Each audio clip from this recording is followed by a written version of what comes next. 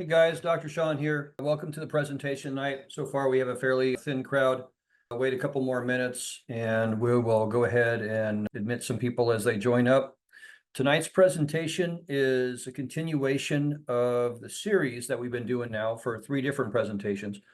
And it's a series on applied exercise science. And in this series, kind of a colloquium series, what I do is I detail a few different types of exercise, sport, and science specialties, some topical areas. I try to build on those topical areas. And we've kind of developed this to be a 15 to 18 colloquium presentation series. So I've done 3 so far, covering everything from kind of the psychology of training in terms of motivation to some concept called periodization, which is basically how to think about structuring an exercise program. And then last time, about a week ago, we did a little presentation on some of the concepts and terminology associated with strength training. Tonight's presentation is going to kind of flip the script a little bit and look more at aerobic training. And there's a couple points that I want to go ahead and get into that aerobic training with, and there's a lot of commonsensical type things that I think most everybody who would attend the seminar have heard of, but I want to kind of get into some of the kind of the higher order concepts and terms that are associated with cardiovascular training. So that's kind of the program, the preview of coming attractions tonight. And so I'll go ahead and just type a couple more loose ends, and hopefully everybody can see the presentation that we have rolling tonight right over here. And again, we're just kind of exploring the basic principles of aerobic or cardiovascular exercise. So this is one of those types of training regimens or training paradigms that people use different terms for interchangeably. So some people in the older school approaches, right, would use the word, well, I'm going to go do some aerobics. And then other people in the new generations would say, well, I'm going to do some cardio. There are different terms associated with this type of exercise training. But that first slide is just supposed to introduce us to the concept that, yes, there are different types of methodologies associated with it, but they're basically all kind of highlighting the same thing. So if you've been to any of my presentations, what I like to do is I like to start out with some questions of self-reflection here.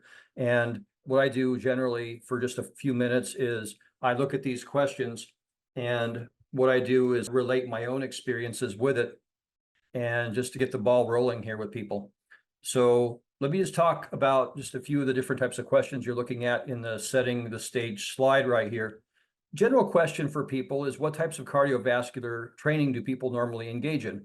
Well, statistically, jogging is very popular. Cardiovascular walking is very popular. Swimming, bike riding are very popular. There are different types of cardiovascular training options. Some are what we call static, which means that we're not necessarily moving our body forward in time and space. We are in a position of moving our body along and within and around some piece of equipment like an ergometer or a bicycle, but we're not really propelling our body through time and through space in terms of the geography of space, right? Like so down a street or around a track. So one type of training called static is where we don't do that. The other one is called dynamic. And with dynamic cardiovascular training, here you are moving your body. So a swimming pool, a track, a street, a park. So different types of park path. So different types of things like that. And what we find is that more dynamic forms of cardiovascular training seem to be a little bit more on the popular side. Why people do it? Well, there's a couple main statistical reasons that we kind of look at in the field of sport and exercise psychology. And that is that people do it obviously for fitness improvements as a supplement to maybe some other types of training modalities they're doing. And then some people do it for the health related components that it confers upon you. And yet others still do it for more the psychological benefits. So there are people who get different types of benefits from this type of training. And it's just something that some people use by itself, maybe weight loss, weight reduction types of programs. And then other people like myself use it as a combination with different other types of training like strength training and martial arts training. I do all of those and I vary them interchangeably throughout a day or so. I've been doing cardiovascular training, for about 40 years now, off and on, and I have come to appreciate the physiology of this type of training. And the psychology of this type of training. So it's just something that I like to share with people as we go on through the presentation here. Going back to our PowerPoint here, have you suffered any repetitive motion injuries because of this? So I will hit up this particular question later on in this presentation. And what I'm going to talk about just kind of briefly are some of the repetitive connective tissue injuries that people who engage in cardiovascular training are at higher risk for. And these types of injuries, these types of sports medicine injuries are predominantly called sprains and strains. And so I'm going to hit up those two connective tissue injuries a little bit later on. But there are a number of orthopedic risks associated with aerobic or cardiovascular training. And the general reason, the general rationale for why that is because it's so repetitive in nature.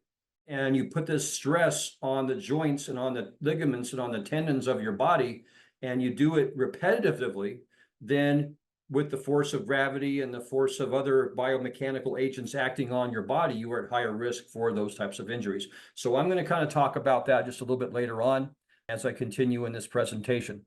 So the objectives of it, if you've attended any of my presentations in the past, my objectives are, to this point, fairly kind of uniform. I try to hit on the same basic types of points, and that is just a brief description of the benefits. And then importantly for me, I kind of want to go into the basic concepts and terminologies associated with that particular topic. So with this particular topic, I want to talk about a number of different issues, but one of the main issues I want to talk about, and it's a question I get a lot from my students down here in Georgia, is, well, I understand the benefits of cardiovascular training, but how hard or how fast should my heart be beating when I'm engaging in this type of training to confer the benefits that so many of us know with cardiovascular training? So I want to present this formula that some people might know in the audience here and talk about kind of the range of pulse rates that we can be trying to achieve in order to confer the most benefits cardiovascularly. So I'm going to go ahead and mention that. And then I try to close my presentations down with some sample routines that I can put out as a take-home point of guidance for those that might be interested in keying into this type of training. One thing, if you were in my last presentation, I like to go ahead and make sure that I emphasize, as the way I'm developing this series, every topic builds on the previous topic. So in one or two presentations from now, I'm going to go into more depth of how we can actually specifically design programs.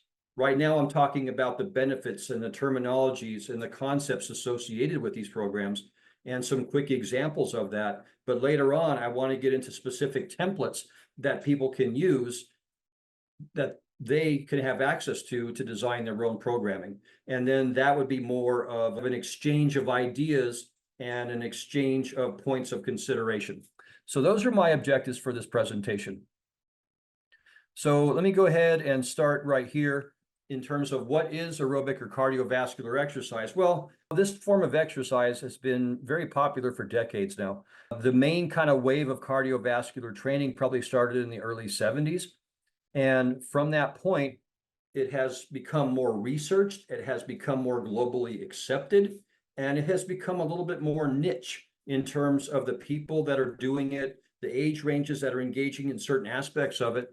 Cardiovascular training as a mode of training has changed through the years, and it's been defined differently by different generations. But here are some characteristics biomechanically or physiologically or biologically of cardiovascular or aerobic exercise. One of the main things that distinguishes this form of activity is that it uses the large muscle groups in the body. So it utilizes gross muscular movements versus fine, like fingers and typing on a keyboard. So here, larger muscle groups in the body are more metabolically active. They need more oxygen to do the cellular respiration things that they do. Therefore, we engage in this exercise. These muscle groups need more oxygen to do what they do, but they also can produce more power and more endurance as a result of utilization of oxygen. So that's one of the key kind of components of cardiovascular exercise, if you will, is that it predominantly uses large muscle groups in the body, the arms, the legs, right, the quads, the hamstrings. the gastrocnemius muscles, the soleus muscles. Okay, so that's something that is a very much a distinguishing factor of this type of training. The second bullet point is something I want to make sure that I kind of drive home, and that is that it is very repetitive, or what we call very rhythmic. So the motions of cardiovascular or aerobic exercise are very repetitive. So you think about jogging, you think about swimming, you think about bike riding. The repetitive motions biomechanically that the body goes through are very rhythmic. And later on in this presentation, I'm going to talk about the state of flow that athletes get into with repetitive or rhythmic forms of exercise. It becomes somewhat self or subconscious. They don't necessarily think about the movements. The movements are just intuitive. They're almost done at a subconscious level. And that's kind of the nature of the type of activities that they are. They're very rhythmic, very repetitive. One of the distinguishing features of aerobic exercise is that you can adjust the intensity of your workout. And I'll talk a little bit about how you can do that. So the idea here is you can progress through different ranges of intensity and different responses of your heart rate, which will seek to develop different aspects of your health and your fitness. The word aerobic, just for those that may or may not know this, all right, just a reminder for those that may know this, means with oxygen. So anaerobic, like strength training, means without oxygen. So they utilize different energy systems with anaerobic or strength training versus aerobic or cardiovascular training. One thing I thought about doing was going into what we call bioenergetics and looking at the different energy systems that cardiovascular exercise uses, like the Krebs cycle. But that's a little bit more of an advanced topic, and something that if there is interest from people who attend these presentations, I would certainly be happy to go into, is what are the energy systems and how much adenosine triphosphate, or ATP, that's our universal energy molecule, do those energy systems produce when they utilize oxygen. But kind of suffice it to say right here at the particular moment, we just want to distinguish that form of exercise. When you practice aerobic exercise, last bullet point on this page, your breathing controls the amount of oxygen that reaches your muscles, but breathing with aerobic exercise can be both conscious in that you can adjust the rate and the depth of your breathing, but largely it's subconscious. So when your body's oxygen and carbon dioxide balances get maybe a little bit out of whack, your breathing patterns are going to change consequently. So if you are having a little bit too much buildup of the cellular byproduct of carbon dioxide, your breathing patterns are going to increase, and you're going to increase your breathing patterns to exhale all that carbon dioxide that their cells are using. So that's something that we have to understand as well, and I'll talk about that just a little bit later on. So some of the main benefits of aerobic training, and this is kind of a survey from top-down approach. We're just looking at the generalities of cardiovascular aerobic training. They do build stronger bones, and the reasons for that is because most forms of cardiovascular training are what we call impactful. We are using our body's weight, we are using gravity, and we are putting impact on certain joints in our body to support that movement. And because we're putting impact on certain bones and certain joints, our bones, in fact, do become stronger because of that impact. Now, the risk is we can have some damage to those bones as well, everything from fractures to, like I said earlier, connective tissue damage. But aerobic exercise is famous for building stronger bones because of the repetitive nature of it, and the fact that typically, because we're moving our body in time and across space, we are putting more impact on our skeletal structures. Cardiovascular exercise does improve balance, more so than strength training does, because again, our bodies are not attached to a machine. They aren't conforming to a particular machine. So because we're free in time and space to kind of move through it, like the person here on this graphic, jogging along a lake here, because we are free to move our bodies without the constraints of machines, our vestibular system inside of our brain is responding accordingly, and it's helping to improve our balance. Cardiovascular exercise has always been known as a form of exercise that is very beneficial for weight management, right? Because we use these different bioenergetic or energy systems utilizing this molecule or producing this molecule called ATP, we are burning a lot of fats and a lot of carbohydrates the longer we do this. and with the varying intensities with which we do this. So we are burning fats and we are burning calories specifically with this form of exercise. Now, newer research has shown that strength training is also very beneficial for weight reduction as well, even though principally strength training uses a different form of energy, like creatine phosphate and different types of things that we would talk about in different colloquia series. But suffice it to say that cardiovascular aerobic training, because they utilize fat and carbohydrate stores kind of in different ways, it is a great way to be a useful partner in dropping some body fat. It also helps with heart health.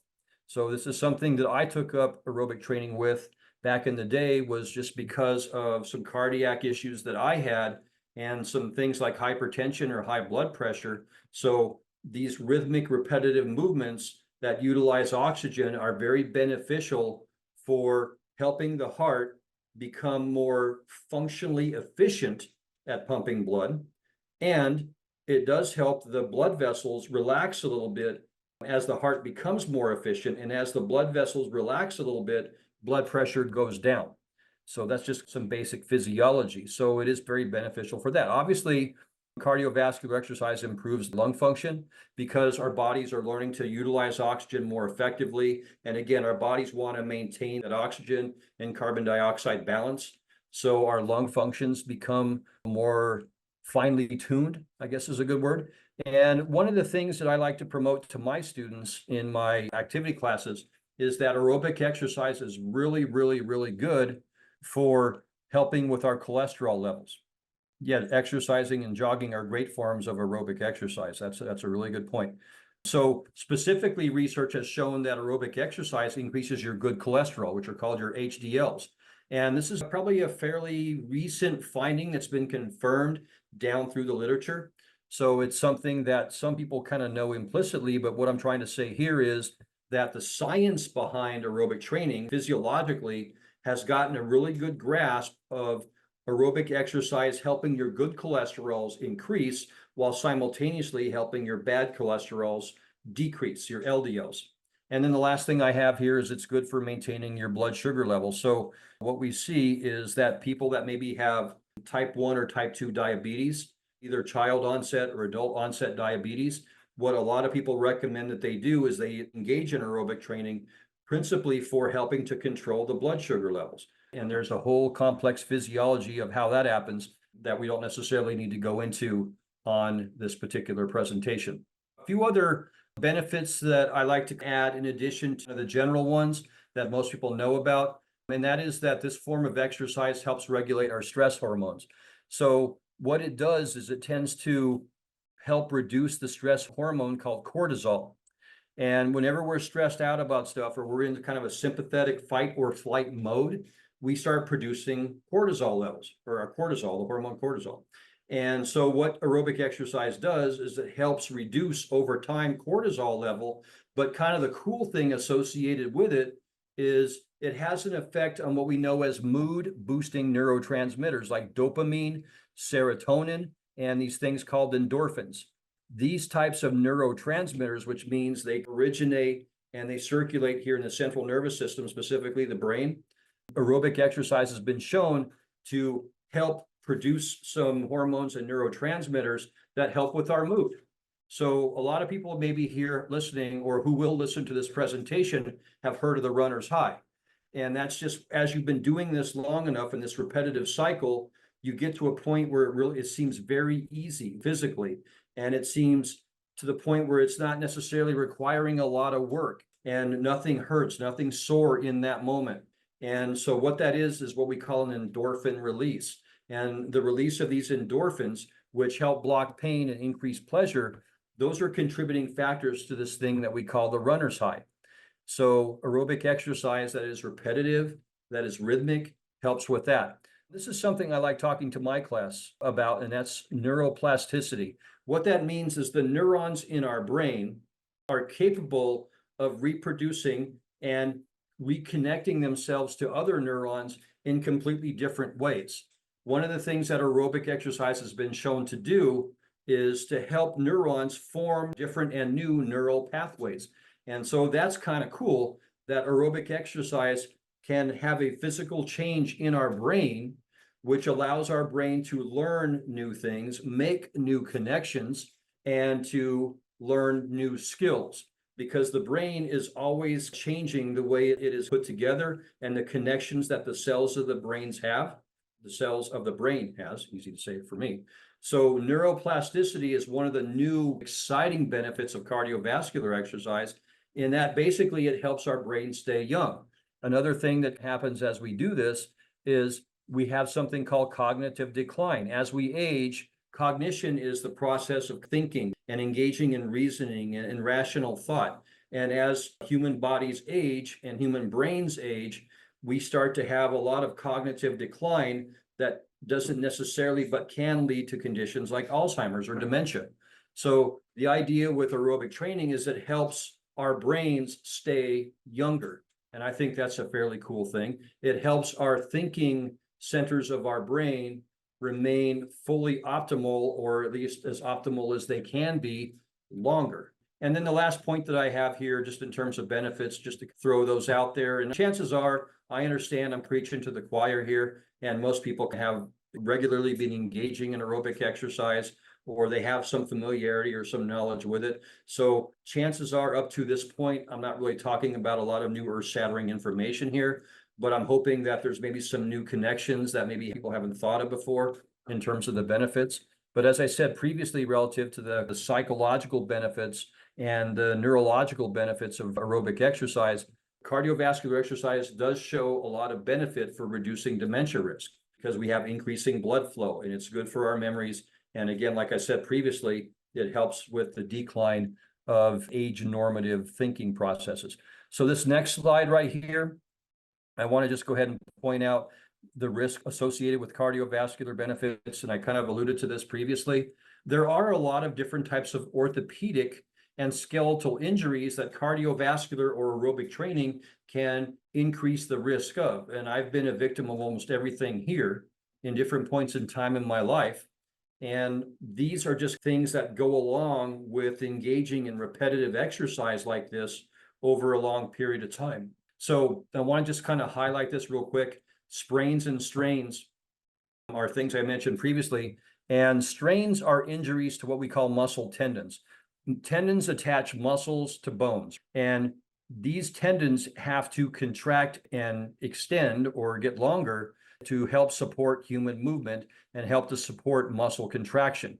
But as our muscles continue to contract repetitively over time, these tendons start having a lot of wear and tear because of the repetitive motion of aerobic or cardiovascular training. So strains are something that we see a lot of in aerobic training. And here's kind of a memory mnemonic. I'm big in my college classes of helping my students develop ways to remember things. And so I always tell my students, if you're thinking about how to remember a strain versus something called a sprain, strain has the letter T in it. And so I always have my students connect that T with muscle, T for tendons. And so it's a little simple mnemonic, but it helps people remember that strains affect muscle tendons. Tendons attach muscle to bone. Sprains attach bone to bone. So either way, they are connective tissues. They connect stuff, as I said today in my class. So because of the repetitive situation, the repetitive dynamics of aerobic exercise, these connective tissues are under a lot of stress just because of the nature of the exercise. So they are at risk of injury. Now, later on in our colloquium series, I'm going to get into a sports medicine presentation, and I'm going to talk about the 3 different kinds of sprains and the 3 different kinds of strains. And it varies from something that can be treated in the short term by using this technique called RICER, R-I-C-E/R. And then there's a grade 3, which is a complete rupture where the tendons and the ligaments separate, and surgical reconnection is the way to put them back together. So in a later presentation, I'll talk a little bit more about the sports medicine components of that. But right now, for this level of conversation and audience, just kind of talking about some basic concepts, I just want to inform upon people that we're looking at repetitive injuries to these things called connective tissues. Because of the dynamic aspect of cardiovascular training, we do have some bone fracture risk as well, because we're using gravity, we're using our body's weight, and we have this repetitive gravity supportive movements, unless we're doing something like swimming or using a stationary bike. But by and large, we are putting pressure and we are putting stress on our skeletal structures, our bones. So we do have a risk of fractures there. Our joints are always, because we have different bone segments that are attaching to those joints, those things are also at risk for damage and injury because of the repetitive nature. Muscle cramps are very, very big when it comes to aerobic training injury risk, because again, muscle cramps can happen because of usually electrolyte differences or metabolic differences in the actual muscles and the fuels that they use. So we do have muscle cramps, especially in the summer months. We all have heard of stories where athletes are exercising or doing some form of physical activity out in hot, humid weather. And what happens here is our electrolyte balances and our blood components start to become misaligned. And the combination of that misalignment plus that activity can produce muscle cramps. And again, I'm going to address some therapeutic aspects of this later on in the colloquium series in terms of what are some of the simple types of treatment modalities that these particular things can be cured with, for lack of a better word. One of the principles I want to talk about with cardiovascular exercise is this principle of what we call the FIT principle. And there's the components of the FIT principle. FIT stands for frequency, intensity, type, and time. And one question I always get from people who are considering beginning cardiovascular or aerobic exercise, or maybe it's not working for them in the way that they envision this, I get the questions of, well, hey, how much should I do? How hard should I do it? This FIT principle starts to connect the dots and answer those questions. The current recommendations, and there's a couple different forms of recommendations that I want to advance out there. One type of frequency recommendation for cardiovascular exercise is that you do it 3 to 5 days a week in what we call moderate intensity settings. So the idea here is an intensity cardiovascular, which you'll learn about later on here, is relative to your heart rate, relative to the amount of energy you are expending, and relative to the amount of how hard your heart is working to expend that energy. If you do more intense exercise, most of the recommendations say do them less days per week. But if you're doing less intense exercise, do them more days a week.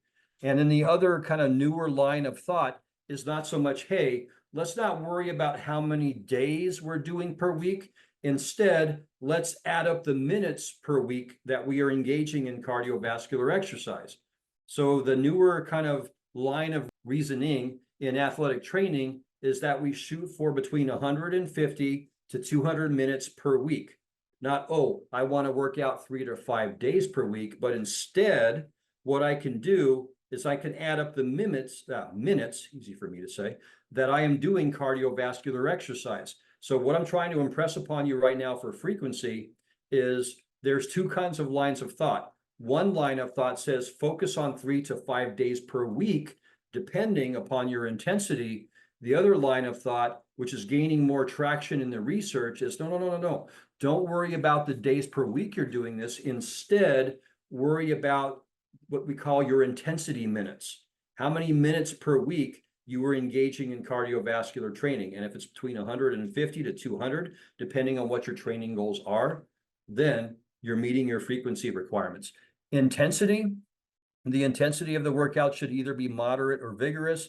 Again, I'm going to talk about how we kind of contextualize that. What does that look like? How do I know how intensely I'm exercising, right? I'm going to talk about the formula that most physiology types like me use to kind of figure out what the intensity levels should be. How much time? The idea here is, again, it's either the amount of minutes per week, but if you want to break it down per session, then what you want is at least 20 to 30 cumulative minutes per day, which what that means is here's 10 minutes that I did some stuff in the morning, repetitive cardiovascular exercise. Here's 20 minutes in the afternoon. Here's 10 minutes in the evening. So again, a newer line of thought in terms of exercise prescription is you don't have to do it all at one time. Instead, what you want to do is keep track of the quantity of the minutes that you're doing it per day. So it's just a newer way of thinking. So it's less about you have to do this many days a week, you have to do this many minutes per day, and it's more about no. We'll think a little bit more on the macro side of how many minutes per week we're doing it and how many cumulative minutes per day we're doing it, if that makes sense. So that's kind of how we're measuring time now. And then the last one is called type. And the type of exercises that we can do for cardiovascular training, the list is long. The list is long, and there's just all sorts of things for all sorts of different people, depending on the physical limitations they have or the functional limitations they have. There's basically something for everyone. So here's some examples of some cardio that most everybody knows. And again, the list is long and it can be adaptable based on how your body functions, based on pre-existing health conditions you might have. And most everybody listening to me here, yeah, I kind of get that. But let's look at this particular graphic. And what I would like to kind of focus on is something I said about 15 minutes ago, and that is that cardiovascular or aerobic exercise is rhythmic and repetitive. So let's think about each of these 6 different pictures or images right here. And let's ask ourselves, is running repetitive? Is it rhythmic? Well, yes, it is. The muscles are contracting in very regular patterns. Your footfalls as you're running are very rhythmic, very repetitive. Okay, walking is the same way, very rhythmic, very repetitive. And then cycling or ergometry is the nerdy, sciencey way that we say cycling is ergometry. And think about the pedal revolutions and the pedal rotations that you're doing and the muscle contraction patterns that you're having to do that with. It's very repetitive, very circular. So you can kind of see the general trends of this type of exercise. Swimming and kickboxing, they might not seem repetitive on first glance, but it's the same basic movements that you're doing relative to that exercise. So as a martial artist, one thing my wife and I like to do is hit our speed bag down in our workout room. And so we have our gloves on and we're sitting here hitting our speed bag, but this is a very repetitive action. It's a very repetitive biomechanical action. And we get our heart rates up while we're doing this because we don't just do it for a few seconds, we do it for up to a minute or 2 minutes, but it is very regular, very rhythmic, very repetitive. And the same thing with dancing. It depends certainly on the kind of dancing that you're doing, but there's a lot of repetitive moves in different forms of dance. So that's just something I want to briefly come over. But again, as I'm looking at this, the person in me who's curious about, well, is this really cardiovascular exercise? Is this really aerobic exercise? Does it meet the criteria to be that? I would just submit to you right now that as we look at these images right here, it does in fact meet the requirements. Okay, my penultimate topic area for this presentation is to discuss a couple higher concepts, higher order concepts and terms that we use. And the first one that I want to use is what we call our maximum heart rate. It's called HR max, kind of physiologically, biomechanically, athletic training wise. And basically what HR max refers to is the highest heart rate that you can safely engage in as you go through physical exertion, in this case, cardiovascular exercise. Now, the way that we calculate a max heart rate is a very simple formula, and I have it right here. And it's to take the number 220 and minus your age. All right, so I am 50 years old. And if I want to calculate my max heart rate, I'm going to take 220 and I'm going to minus the 50. The example I give you here is a 30-year-old person. You take 220, you minus the 30, and you get the 190. That's going to be my maximum heart rate, which means if my pulse is in fact 190 beats per minute, okay, I can safely function biomechanically at that high of a pulse rate. I can't do it for very long, but in terms of my heart's ability to pump blood, I can, for a short period of time, exert my body and my heart up to about that many beats per minute. When you are looking to measure how intensely you need to do cardiovascular training, one of the things that we always talk about here is we have to start with this concept known as heart rate max, and we have to get what our max heart rate is. So in this particular example, the max heart rate is 190. From our max heart rate, we need to calculate something called our target heart rate. And what that is a percentage or proportion of that max. So it's inconceivable and physiologically, it's dangerous to think about exercising at your max heart rate. So what you want to do is you want to exercise at a certain percentage of your max heart rate to get different performance or exercise benefits. So one of the things that I have later on in the presentation is I have an image that looks at, well, if I want to primarily train for fat loss, what percentage of my max heart rate do I need to exercise for? If I want to engage in heart training or heart endurance or cardiorespiratory endurance, what percentage of my max heart rate do I need to exercise at? So if I measure my heartbeat, how fast does it need to be going to meet those performance goals? So this is the most important point for today's presentation. I'm real big with my students on what is your take-home message relative to a certain topic. And I would say to understand the science of aerobic or cardiovascular exercise, yeah, we can understand the benefits, we can understand what they include, but we need to understand how we can modify or how we can change intensity. And what I'm suggesting to you right now is that you begin to do that by A, understanding your max heart rate, and then B, you can develop what we call a target heart rate based on that. So the example I have here is if I have this 30-year-old who has a max heart rate of 190 and their target heart rate zone is 85% of that 190, and this particular athlete wants to gain aerobic endurance. They're not worried about fat loss per se. They're worried about the functional efficiency of their heart. So that percentage can range anywhere from about 75 to about 85%.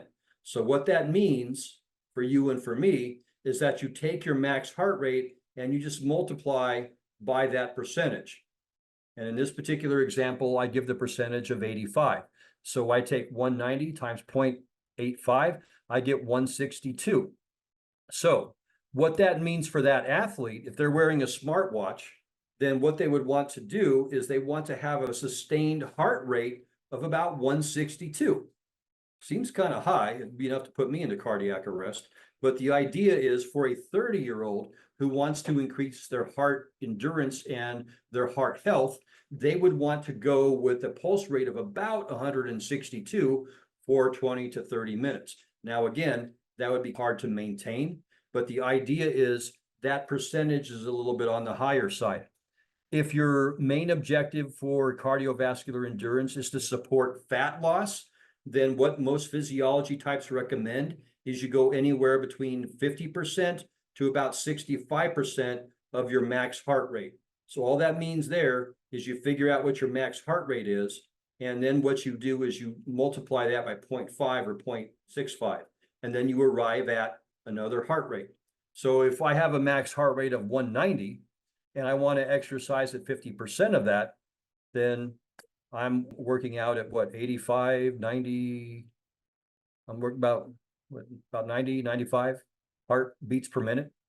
So the idea is there, it's considerably lower, but I'm doing it for a longer period of time. And because my heart rate is in fact lower, I'm utilizing different energy systems. I'm burning more fat relative to carbohydrate, and that supports body fat loss. So what I'm telling you is here, when we try to figure out the intensity with which we want to engage in cardiovascular or aerobic training, we have to start with our max heart rate.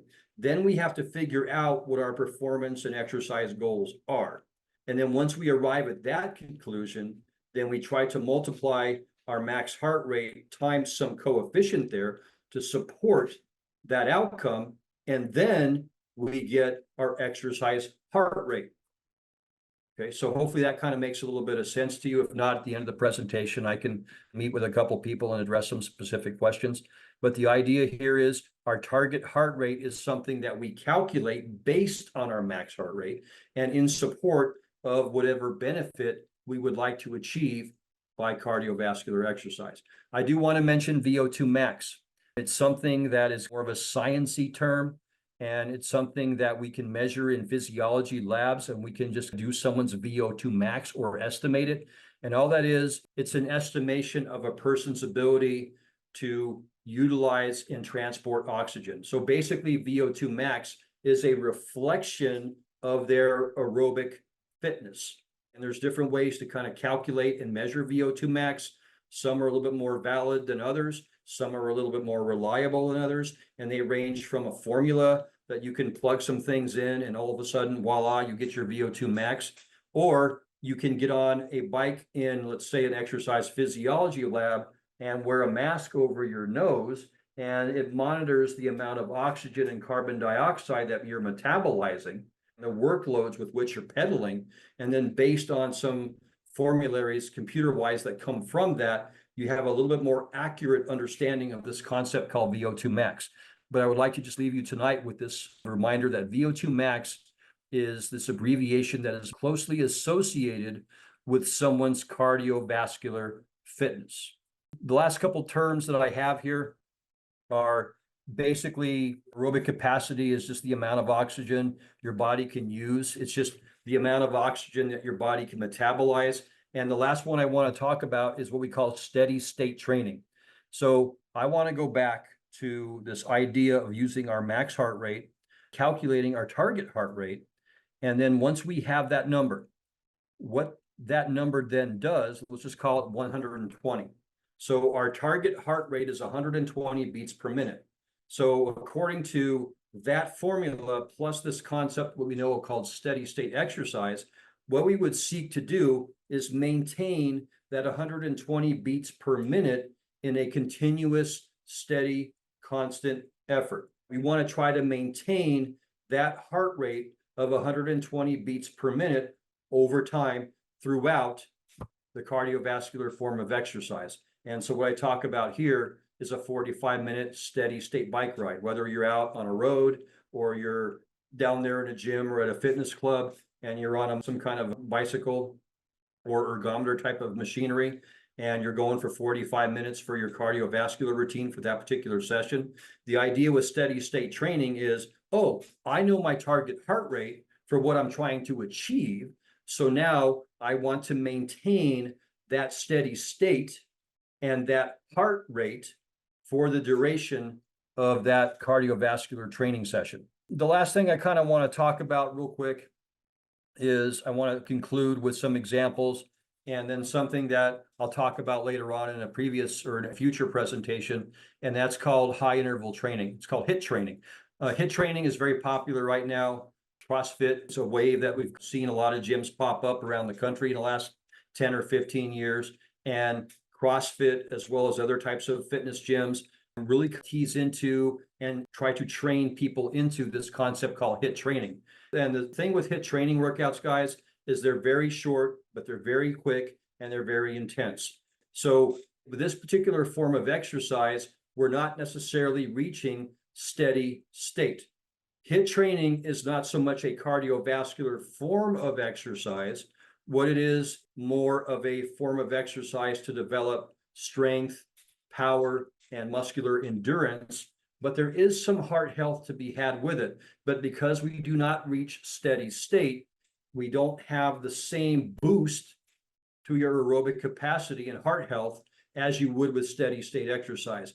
But I felt like I wanted to mention that in this particular training presentation because it's very popular and a lot of people believe that it's just a way to do cardiovascular exercise.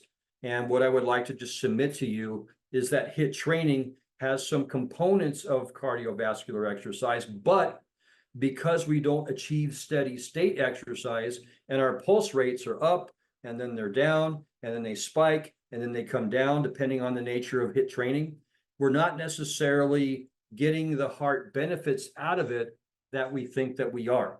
And there I just have some examples of HIIT training methods. Again, I would like the assembled people remaining to just dial into the fact that in a future presentation, I'll talk about HIIT training a little bit more specifically, and then what it looks like in terms of an exercise design. So keep your eyes peeled for those presentations. And I'm hoping I have the same people that join me in presentations because I like for people to learn along the way and build on their knowledge. The last slide that I have here for today's presentation that I want to go ahead and tie up is I have some examples of cardiovascular training routines, and these are based on minutes. And the idea here is that these are all exercises that we can do for an extended period of time. But the idea here is we are reaching steady state pulse rates because of the nature of this type of training. They generally are rhythmic. They very generally are very repetitive. So you can look at the types of examples that I'm showing you right here, and you can look at that and you can say, yes, these are very repetitive movements. The idea is that we are in fact getting our heart rate up to a target heart rate zone, and that we have some rest built into it. So the one on the right, you have these particular cardiovascular oriented movements, and then you have some rest in between up to about a minute. Then you repeat the movement. So these are just examples of different programs that you can think about doing that are predominantly body weight, which means they don't require equipment. They don't require weights. They don't require dumbbells. They require your body and some space and some time. So the idea is these are just some different things that you could consider for those that maybe have become more piqued in their interest to engage in this. So that's just what I want to conclude the slide with. And then this last presentation here would be a beginner walking workout. And again, the idea here is walking is a rhythmic, repetitive cardiovascular form of exercise. And here we have 12 different stages that you can progress through in terms of a warm up and your walk time and a cool down. And what I would like to just finally impress upon you here is what we're seeking is a steady state pulse rate, not so much during the warm up or the cool down. Warm up pulse rate should be increasing. Cool down pulse rate should be decreasing. But during the actual exercise time, and on this graphic, it's called walk time, what we want to do here is maintain that steady state. We want to figure out our max heart rate. We want to develop a target heart rate based on what benefits we would like to see, heart health, fat loss. And then based on that, we're going to have a pulse number in our heads. And that's what we want to maintain throughout the walk time. So here's some presentation conclusions. We go ahead and put a bow on this. All right. So basically what I wanted to do with all my presentations is I want to just reinforce what we talked about, and that is the definition of cardiovascular exercise, the benefits of cardiovascular exercise, some concepts associated with it. And again, if you're saying, hey, Dr. Sean, man, give me 2 take-home messages that you would like me to know from your presentation, I would say this concept of max heart rate and target heart rate, why we care about those things. How do we calculate our target heart rate? What good does it serve? And then what does it represent? And then my answer to that is you take your max heart rate, you subtract your age, and then you get a working max heart rate. Then you take a percentage of that based on your fitness goals. And it can be from 50% of that max heart rate to about 85% of that max heart rate, depending on how you want to train your body for weight loss, heart health, heart endurance, aerobic capacity. And then the last point that I want to go ahead and say, and thank you, Carrie, for that, is I want to just really quickly talk about a couple different examples. I like to just leave some take-home examples for people. And if that sparks their interest, certainly that would allow me to have some follow-up conversation with that. And I would highly support that. But I would like to just conclude this presentation by thanking you and then reminding you that if this presentation or the past couple ones that you might have attended are of interest to you, I would encourage you to keep attending. We have these about once a month. I believe they're usually on Thursdays, not exclusively so. But the idea is I'm building on knowledge from these presentations. And then ultimately, I want to get to a point where some attendees and I can work out some templates on how specifically to design a program that might be a reflection of their interests. Okay, so I'll go ahead and stick around after this for some question, but I want to sincerely thank people for attending, and I hope to see you guys at a future presentation. Have a good night.